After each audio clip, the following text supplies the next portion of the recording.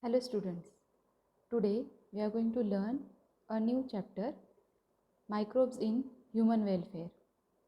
In this chapter we are going to learn the importance of microorganisms in human life. There are a number of microorganisms present around us. Out of them, some of the microorganisms are causing infection of various kind of disease. So we have learned in health and diseases chapter that different kind of microorganism causes different kind of disease infection. Now there are some microorganisms which are useful to us and they are not causing harm to us. So because of they are useful, because of their routine activity, they are helping us, and by making use of such bacteria we can get benefit and prepare different kind of products which will be useful for us. So in this chapter we are going to learn the importance of microorganism and the useful microorganisms present around us. Microbes are organisms which cannot be seen in with the help of naked eyes. They can be seen under microscope. So only they are called microorganism. They are very small in size. We cannot see them. Even now you are sitting wherever around you, there are number of microorganisms, but you cannot see them, and because of their size, and you cannot realize their presence around you. So this is why the microorganisms are required to observe under microscope. Microbes are found in all habitat. They may be protozoan, fungi, bacteria or viruses. So there are different type of microorganisms are there. They are called protozoan, fungus, bacteria, viruses, etc. Most of the microbes are useful to human beings. They are used in daily life, in household products. So in this chapter especially we are going to learn those microorganisms which are useful to human and all the human for producing different kind of products. For example, curd. Curd is formed by adding small amount of curd to milk. How we are preparing curd, or in your home you must have observed your mother is preparing curd. So what she is doing, she is adding little amount of curd into wholesome milk, which is good milk, in that she is adding. After around 8 to 9 hours you will observe that good milk in which the curd was added has completely turned into the curd. Why? Because curd is having lactobacilli. Some bacteria which are present in the curd will be having their bacterial activity into that milk, and they will turn that milk into curd. So they are the bacteria which are present in the curd, and they are making the milk or turning the milk into curd. They are lactobacillus bacteria and lactic acid bacteria. There are two type of bacteria which are helping in making curd from the milk. They are present in starter, multiplies in suitable temperature and converts milk into the curd. So their activity of multiplication makes maximum milk turning into the curd. Next is toddy. It is a traditional drink of South India made by fermentation of sap of palm tree by bacteria. So sap of palm tree is collected from the palm. You can see on the slide a man is collecting a sap, means a fluid from the palm tree, and in that they are inserting bacteria, and the fermentation process takes place which make after fermentation that sap of palm tree into toddy. It is a kind of beverage or a drink prepared by them to consume. Next is dough and bread. Dough is made by fermentation of bacteria. So different kind of doughs, idli, dosa doughs are made. Even the dhokla dough is also made by fermentation process. So they are the dough or the bread, pizza, they are also made from the fermentation process. So dough is made by fermentation of bacteria. Bread is made by the fermentation of yeast. The yeast, which is having scientific name Saccharomyces cerevisiae, are the fungi which are responsible for showing the fermentation process in the dough, and they will be preparing that dough in fluffy manner. So it is also used in making idli dosa. The bacterial fermentation makes the idli and dosa, and the yeast fermentation makes the bread, the pizzas, and pav, etc. Cheese. Cheese is made by partial degradation of milk using microbes. So the microbes are inserted into the milk, and the milk will turn into cheese. So large holes in Swiss cheese are due to the production of large amount of carbon dioxide by bacteria Propioni, Propionibacterium Charmani. These are the bacteria. When we will insert this bacteria into the milk, they are making cheese because they are releasing carbon dioxide, and so the bubble will be appearing in the cheese. Next, microbes in industrial products. In that, fermented beverages, that is alcoholic beverages, are formed by fermenting malt and fruit juice by brewer's yeast Saccharomyces cerevisiae. Saccharomyces cerevisiae yeast will be made use for fermentation process, and the juices of fruits and the malt will be fermented to make the alcoholic beverages.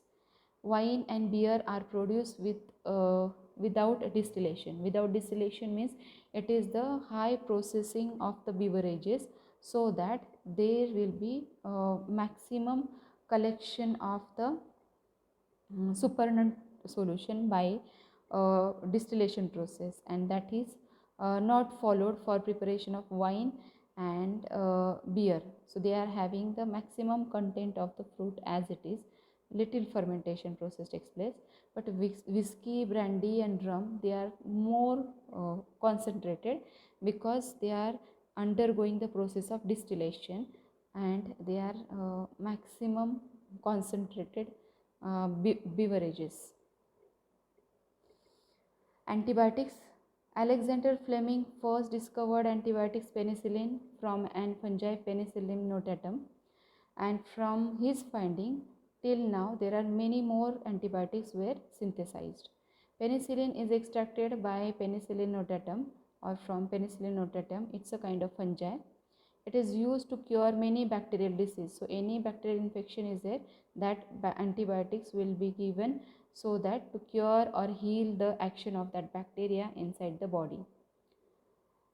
Streptokinase is exactly extracted by Streptococcus bacteria. It is used as a clot booster for removing clots from the blood vessels. So those are having cardiovascular disturbances because of the clot formation in the blood. So this streptokinase will be given to them to clear the tracks of the blood clots, and the myocardial infections will be avoided. Organic acids. The organic acids are extracted by microbes. Like citric acid is extracted by fungi Aspergillus, means from Aspergillus niger citric acid is extracted. Then acetobacter, from acetobacter acetic acid is extracted. Lactic acid is extracted from lactobacillus.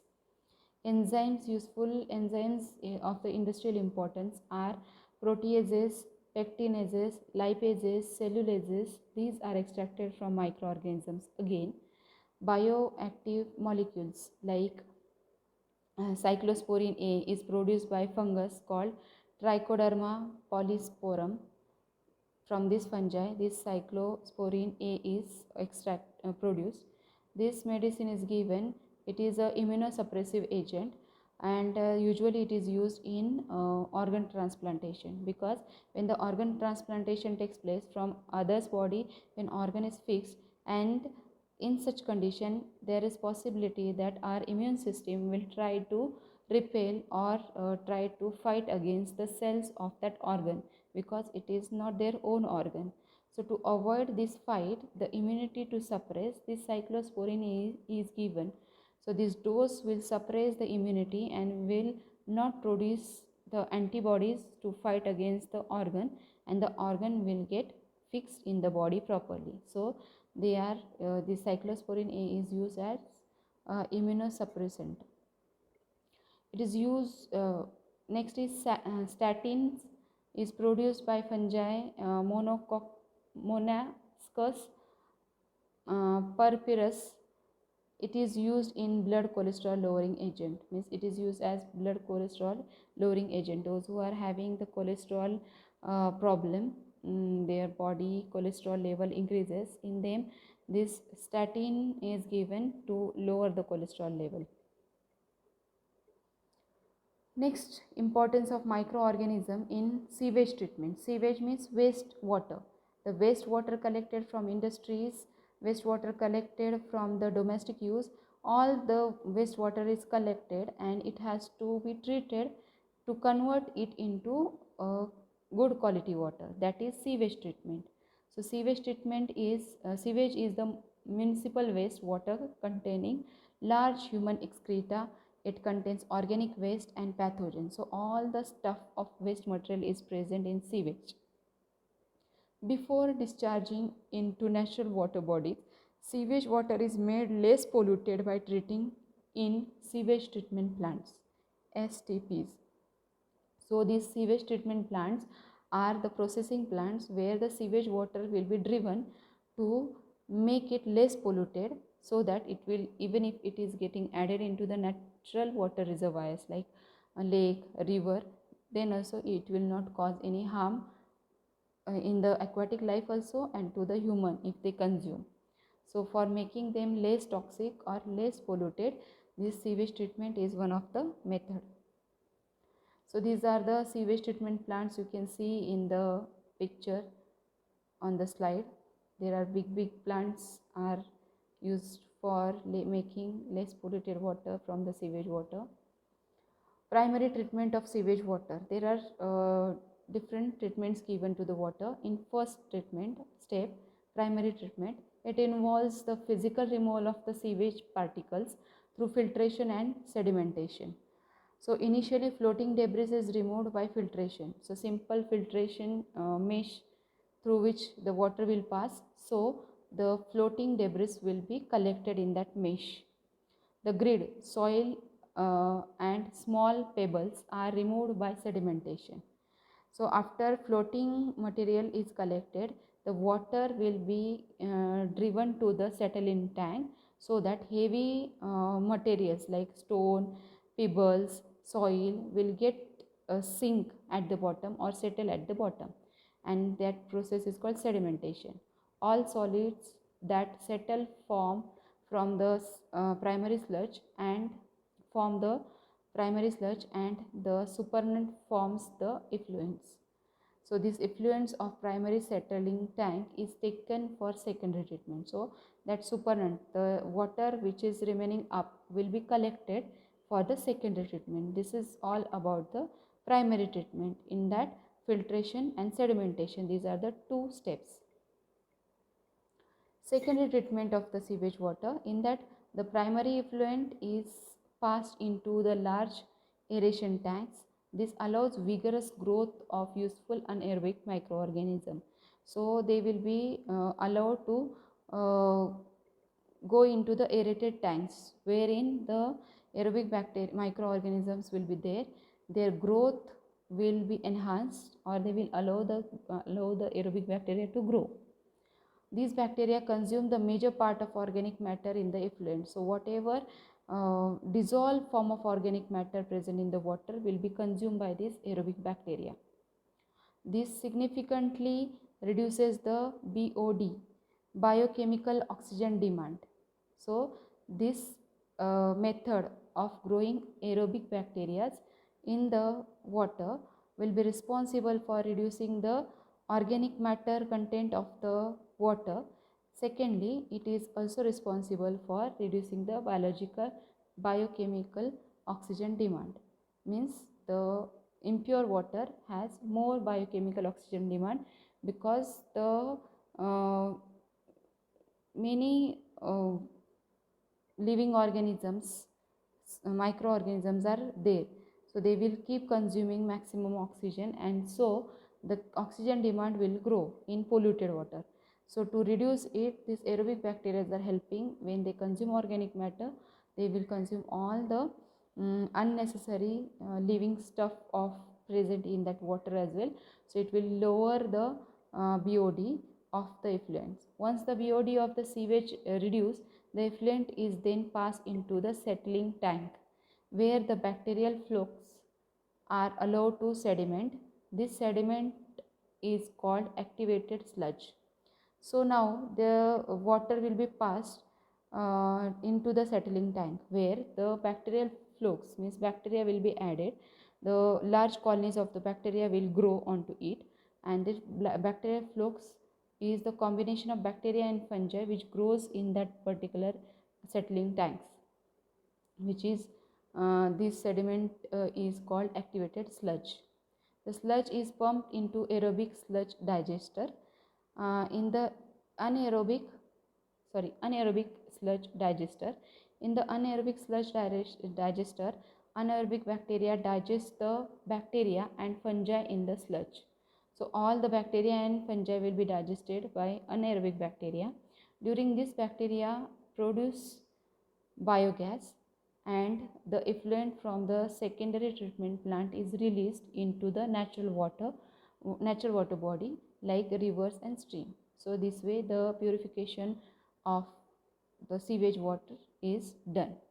Now you observe the video in which you will get a clear idea of the sewage treatment.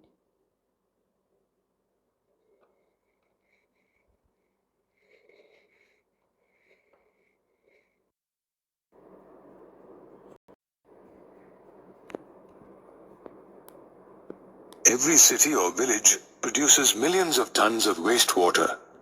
Spent water from residences that carry body wastes, excreta, food remains, and laundry wastes, to name a few.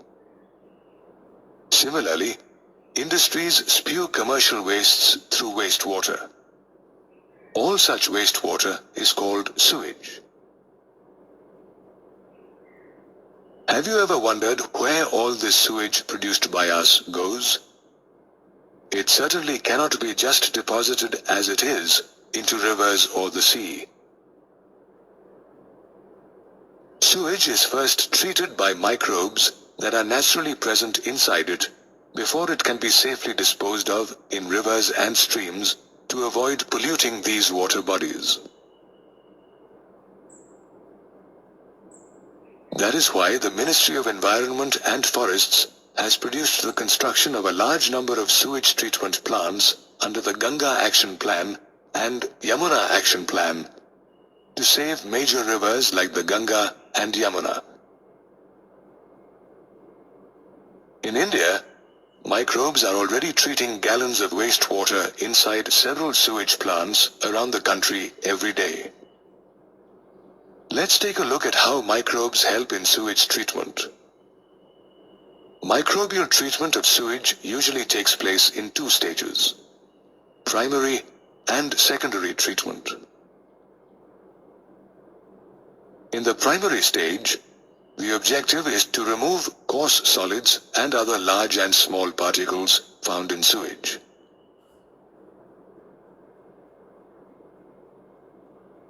The first step of primary treatment involves filtration, which is followed by grit removal inside a primary settling tank. All the floating debris is removed by sequential filtration, whereas the grit, such as coarse soil or pebbles, is removed via sedimentation. During sedimentation, most organic and inorganic solids settle, while floating materials like grease and plastic rise to the surface and are skimmed off. The settled solids are called primary sludge, while the floating material comprises primary effluents. Primary effluents are now transferred from the primary settling tank to large aeration tanks for secondary treatment, also known as biological treatment. Secondary treatment aims to reduce organic matter in the effluents. In the aeration tanks, the effluents are constantly agitated mechanically and oxygen is pumped into them. As a result, aerobic bacteria naturally present in the effluents grow into flocks, which are mesh-like structures formed by groups of bacteria in association with fungal hyphae or filaments. In the presence of oxygen, these growing aerobic microbes consume the organic matter present in the effluents. This secondary treatment reduces the BOD or biochemical oxygen demand of water. BOD is an important measure of water quality. It refers to the amount of oxygen needed by bacteria and other microbes to oxidize all the organic matter in 1 liter of water.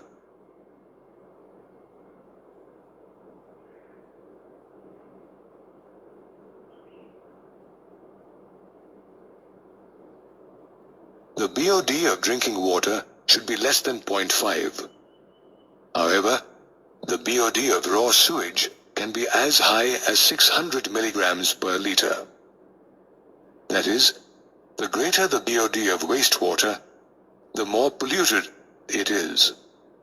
Also, it is an indicator of the amount of organic matter present in water. Secondary treatment is continued till BOD decreases considerably. Once this is accomplished, the effluents are transferred to another aeration tank where the flocks of bacteria are gradually allowed to sediment.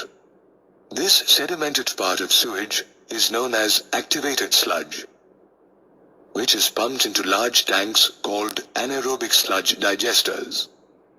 Here, anaerobic bacteria digest the bacteria and fungi present in the activated sludge and produce a mixture of gases such as methane, hydrogen sulfide, and carbon dioxide.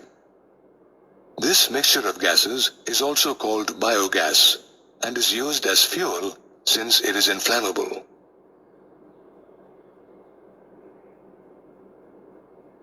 Methane is the main gas produced from sewage treatment and also serves as fuel. It is used to produce heat in homes and factories. The sludge left after digestion of both aerobic and anaerobic bacteria is used as manure and is called activated sludge. The effluents that now remain from the secondary treatment plant are now fit to be released into natural water bodies like rivers and streams. However, a small part of the activated sludge is pumped back into the aeration tank to serve as inoculums for subsequent treatments.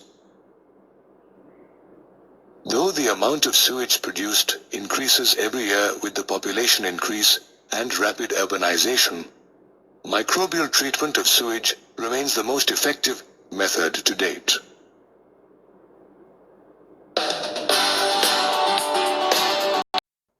Okay, for today's video, that is all. Remaining points of this chapter we will learn in next video.